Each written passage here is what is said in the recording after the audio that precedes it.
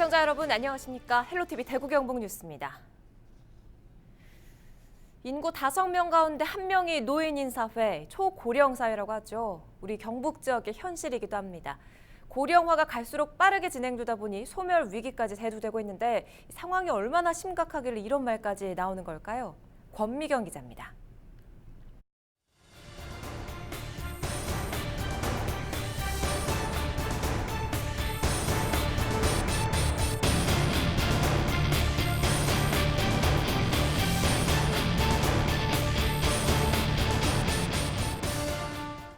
경북은 지난 3월부터 초고령 사회가 됐습니다. 8월 기준 65세 이상 노인 인구 비율 20.35%, 전국 평균 15.23%를 크게 웃돕니다. 고령화의 늪에 빠진 경북. 다른 지역과 비교해보면 상황이 얼마나 심각한지 한눈에 들어옵니다. 지난해 경북 지역 노령화 지수는 164.5로 전국에서 전남 다음으로 두 번째로 높았습니다. 노령화 지수가 높은 전국 15개 시군 가운데 6곳이 경북으로 상위권을 싹쓸이했습니다. 이러다 보니 소멸까지 걱정해야 하는 상황. 경북 23개 시군 가운데 4곳을 제외한 19곳이 소멸 위험 지역에 해당합니다. 복지 수요 증가로 시군의 재정 부담이 매우 가중될 것으로 생각되고요. 두 번째는 농촌 커뮤니티 붕괴입니다. 중소도시는 도심 공동화 현상, 또 농촌 지역에는 정주 여건 취약 같은 것들이 예상이 되고요. 문제는 고령화가 낳는 사회 경제적 위기가 한두 가지가 아니라는 겁니다. 갈수록 빨라지는 고령화 속도. 여기에 제동을 걸 수 있는 현실적인 대책이 필요합니다. 헬로티비 뉴스 권미경입니다. 사실 고령화는 긍정적으로 본다면 그만큼 이 평균 수명이 늘어난 데에 따르는 것으로도 해석할 수가 있습니다. 문제는 노후 준비가 제대로 돼 있지 않다는 거죠. 빈곤에 내몰린 노인들의 현 주소를 박은경 기자가 취재했습니다. 2년째 폐지를 주워 생활하고 있는 68살 김모 할아버지. 자전거로 하루 종일 실어 날라도 손에 쥐는 돈은 3,000원이 안 됩니다. 생활비는커녕 삼시세끼를 라면으로 때우기도 빠듯한 수입입니다. 하루에 지금 2,000원. 40원 사는데 100kg 사봐야 좀 샀어요. 인근 공원은 갈 곳이 마땅찮은 노인들의 놀이터입니다. 일을 하고 싶지만 받아주는 곳이 없습니다. 70 넘어가고 일자리가 되겠는데. 보건복지부 노인 실태조사에 따르면 경북도 내 65세 이상 노인들의 연간 근로소득은 평균 120여만 원, 월 10만 원 수준입니다. 연금 등 지원금을 다 합쳐도 최저 생계비에 못 미칩니다. 가장 기본적으로는 빈곤의 문제입니다. 그래서 우리가 지금 이제 학문적으로 이렇게 추정해 볼 때 노인들이 한 80만 원의 기본적인 어떤 소득을 유지한다면 한국 사회에서 빈곤 문제가 한 20%대 밑으로 줄어들지 않을까. 수년째 OECD 국가 중 노인 빈곤율 1위를 기록하고 있는 우리나라. 막막한 노후 속에 갈수록 늘어나는 수명은 축복이 아닌 부담이 되고 있습니다. 헬로티비 뉴스 박은경입니다. 경북의 고령화와 노인 빈곤이 얼마나 심각한지 살펴봤습니다. 경상북도는 이를 막기 위해 저출산 대책부터 일자리, 노인 복지 지원 등 다양한 대책을 펼치고 있는데요. 특히 지역에 정착하는 청년 인구를 늘리는 데 집중하고 있습니다. 김신혜 기자가 취재했습니다. 의성의 한 토마토 농가. 창농을 꿈꾸는 청년 2명이 농장 주인의 이야기를 경청합니다. 설명을 들은 대로 직접 해보기도 합니다. 이웃마을 가지농가에서도 실습이 한창입니다. 경상북도에서 추진 중인 이웃사촌 시범마을 실습 현장입니다. 올해 초 선정된 청년 40명이 조를 나눠 토마토, 가지농가 6군데를 돌면서 실습을 하고 있습니다. 지난 3월부터 6개월 동안 이론 교육도 마쳤습니다. 교육장에서 배우는 것도 기초적인 것도 배우는 것도 좋았지만 이렇게 현장 실습 나와서 요 멘토 선생님들의 한 10년 된 노하우를 배울 수 있어서 더 좋은 것 같습니다. 실습 교육이 끝나면 딸기 스마트팜에서 직접 재배를 시작합니다. 월급 받는 청년 농부로 1, 2년 정도 일하고 이후 준비가 되면 스스로 창농의 길로 나아갑니다. 주거 지원 준비도 한창입니다. 임시 주거 공간 부지에는 컨테이너 11동 등 임시 숙소가 들어섭니다. 일자리, 주거, 생활 여건 등의 포괄적인 지원은 청년들이 귀농 의지를 다지는 데도 큰 역할을 했습니다. 청년들이 농촌으로 와서 이제 정착하기 위해서는 주거 문제도 있고 땅 문제도 있고 이제 이런 하우스 같은 문제도 있는데 그런 문제들을 이제 마을을 구성함으로써 총체적으로 지원이 가능하다고 해서 이제 참여하게 되었습니다. 앞으로의 관건은 정착입니다. 이를 위해 안계면에는 이웃사촌 시범마을 지원센터가 있습니다. 이곳에서는 원탁회의, 색고막당 등 청년들과 마을 주민들이 소통할 수 있도록 지원합니다. 주민들이 굉장히 뭔가 의욕적이고 희망을 갖고 있는 부분이 많이 있어요. 주민들이 그런 열이라든가 의욕, 희망을 잘 뒷받침한다면은 이 사업이 의성군의 지속 가능성을 높이는, 다시 말해 소멸 위기를 극복하는데 크게 기여할 수 있을 것이다, 이렇게 생각을 합니다. 사업이 속도를 내자 마을 주민들도 기대에 부풀었습니다. 우리가 이제 농업이 이제 대가 끊겨지는 상태인데 젊은이에 대해서 다시 이어갈 수 있다 하는 게 상당히 좋은 부분이고, 나이 든 사람들밖에 더 고령화돼 갖고 있는데 젊은 세대들 오면 또 새로운 기분이고 얘들이 또 열심히 할 수 있고 그게 좋은 거죠. 헬로티비 뉴스 김신혜입니다. 아프리카 돼지열병이 발생하면서 전국에 내려졌던 일시 이동 중지 명령이 19일 오전 6시 30분에 기해 해제됐습니다. 도축과 경매도 재개됐는데요. 돼지고기 값은 오름세를 보이며 들썩이고 있습니다. 돼지고기 소비 위축을 걱정하는 목소리도 나오고 있습니다. 홍정표 기자가 보도합니다. 전국 양돈농장과 도축장, 사료공장 등 관련 시설로 사람과 차량이 드나들 수 있게 됐습니다. 하지만 아프리카 돼지열병이 발생한 지역에서 다른 지역으로의 돼지 반출은 계속 금지됩니다. 지역의 이동 중지 명령 해제로 도내 이동과 도축 처리도 가능해졌습니다. 19일부터 전국 도매시장에서 돼지 거래가 재개되면서 일시적으로 오른 돼지고기 가격도 안정을 되찾을 것으로 보이지만 돼지고기 유통 물량은 넉넉지 않습니다. 대부분의 식육점과 식당가는 추석 명절 전 확보한 것이 전부입니다. 명절에 받아놓은 거 그대로 이제 조금 있는 걸로 운영을 하고 있습니다.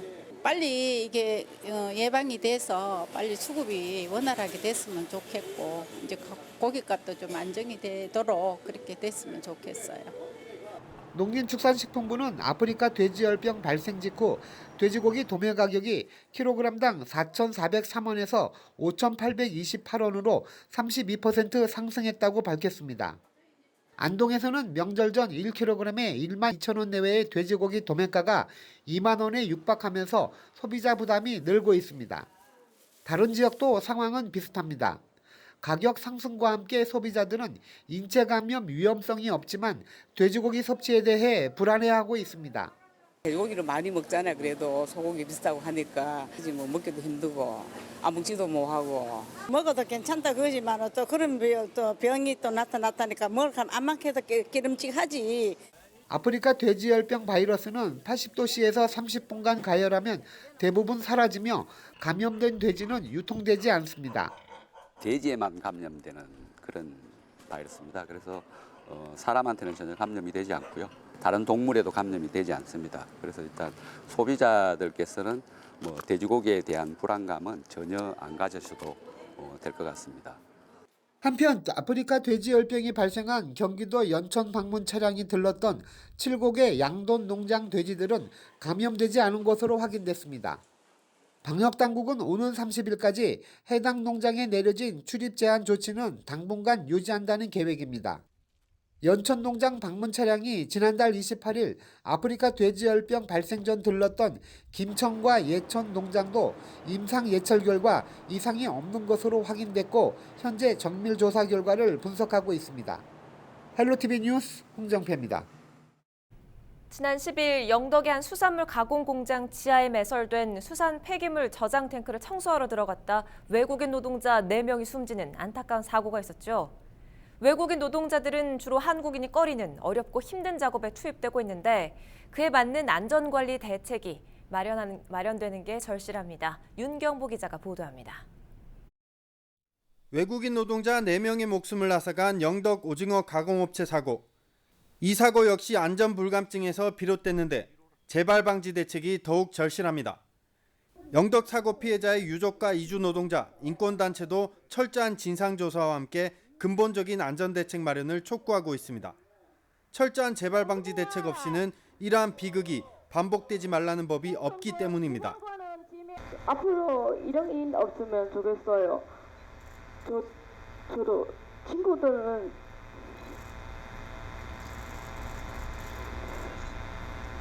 노동자 사람들 사장님 입장에 이렇게 인식해 하지 마세요. 저 안전 보호하면 좋겠어요. 사건이 터지고 돌아가신 분이 다시 살아오지는 않습니다. 그러나 산 사람들이 이걸 정말 잊지 않고 철저히 좀 오랫동안 기억하고 뭔가 노력을 해요. 특히 이번 영덕 사고의 사례처럼 영세업체의 경우 외국인 노동자에 대한 최소한의 안전장치 마련이나 안전교육이 이뤄지고 있는지도 의문입니다. 따라서 외국인 노동자에게 자국어로 된 노동안전교육을 실시하고 안전설비를 구축해야 한다는 지적이 나오고 있습니다. 참 가슴이 먹먹합니다. 2년간은 한국에 와서 한국 사람들이 하지 않는 어렵고 힘들고 정말 힘든 일들을 하고 있습니다. 제대로 된 대접 한 번도 받아본 적 없습니다. 가장 기본적으로 해야 될 안전조치조차 취하지 않고 작업에 임했던 것이 잘못입니다. 무려 8년 이상을 사람이 들어가지 않은 곳이라고 이야기 들었습니다. 그런데도 기본적인 산소 농도조차 측정하지 않았고 특히 외국인 노동자들은 영덕 사고 이전에도 유사한 사고와 위험에 시달려 왔지만 별다른 대책이 없어 참사가 거듭되고 있는 것이 안타까운 현실입니다. 사실상 안전 사각지대에 내몰리고 있는 겁니다. 2016년 경북 고령의 제지공장 원료 탱크 진식 사망 사건, 2017년 경북 군위 경기 여주 양도 농가에서 사망 사고 연이어 발생하였다.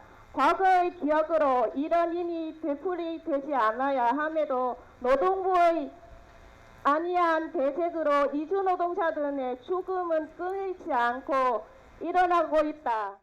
한편 고용노동부 포항지청은 사건 조사가 끝나는 대로 경북동 해안의 영세 소규모 업체를 상대로 안전교육을 실시하고 전수조사를 벌이는 등 현장 지도 점검을 보다 강화할 계획입니다.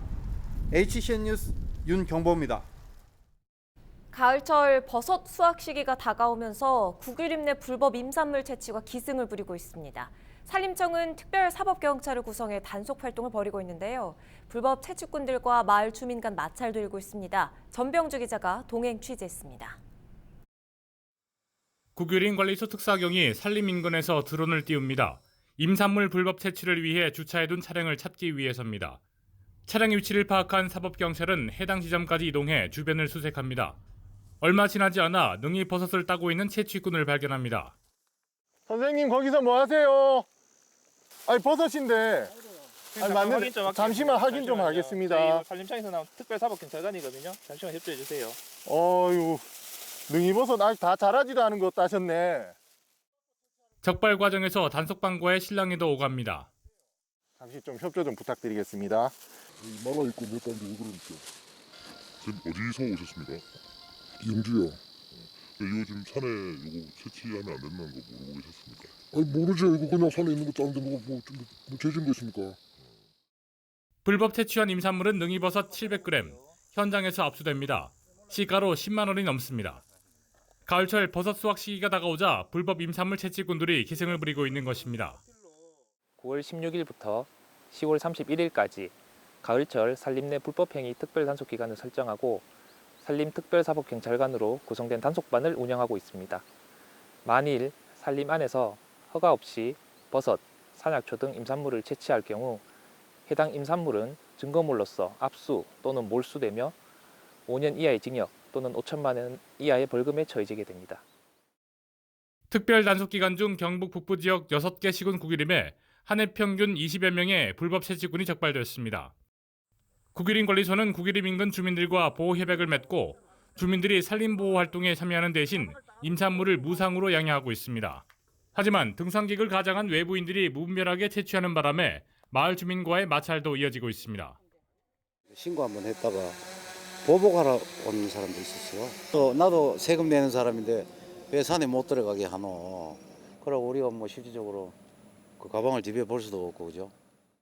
특히 도토리나 밤은 겨울철 야생동물의 식량 자원입니다. 등산은 지정된 등산로를 이용하고 허가받지 않은 임산물 채취는 엄연한 범죄라는 사실을 잊지 말아야겠습니다. 헬로티비 뉴스 전명주입니다.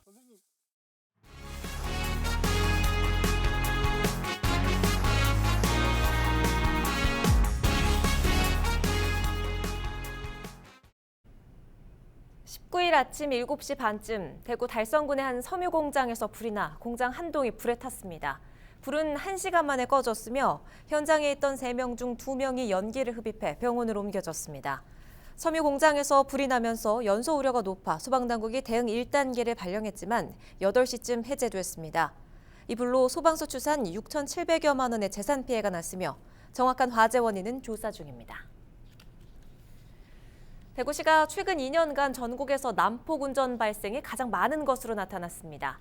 국회 행정안전위원회 소속 박완수 의원이 경찰청으로부터 받은 자료를 보면 지난 2017년과 2018년 대구 지역 난폭 운전 기소 건수는 1,597건으로 전국에서 1위를 기록했습니다. 경북 지역이 1,406건으로 대구 지역 다음으로 난폭 운전이 많았습니다. 전국적으로 최근 2년간 약 10,000명이 보복 난폭 운전으로 경찰 조사를 받았습니다. 대구 지역 교통 사망자 2명 중 1명은 보행 중 사고를 당한 것으로 나타났습니다. 대구 경찰청 조사 결과 지난해 지역에서 발생한 교통사고 사망자는 모두 111명으로 이 가운데 55명이 길을 건너다 변을 당한 것으로 집계됐습니다. 올해 9월까지 보행 중 사망한 건수는 28건으로 전체 70건 가운데 40% 정도를 차지했습니다. 경찰은 횡단보도나 스쿨존 등 사고 다발 지역 100곳을 선정하고 단속을 강화해 나갈 계획입니다. 미건 의료기 중국법인 직원과 고객 등 중국 관광단체 1000여 명이 경북을 방문했습니다. 관광단은 19일 오전 경주 중앙시장을 방문해 전통시장 장보기를 체험하고 오후에는 경주 실내체육관에서 마련된 문화교류 행사에 참여했습니다.